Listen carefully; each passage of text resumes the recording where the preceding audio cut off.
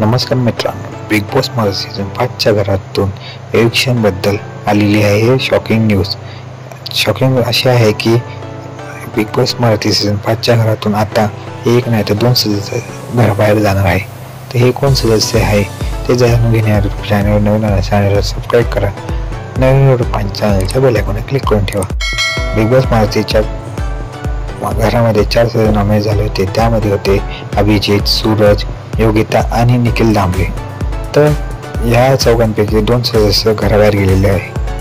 त्यांची नावे असे आहे की एक म्हणजे निखिल दामले आणि दुसरी म्हणजे योगिता.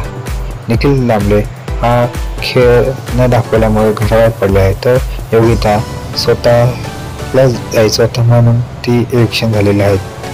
तर तुम्हाला कशी वाटली ही न्यूज? तुम्हाला हे शॉक बसला आहे का हे मला कमेंट बॉक्समध्ये सांगा. आणि व्हिडिओ आवडल्यास लाईक करा, शेअर करा, सबस्क्राईब करायला विसरू नका.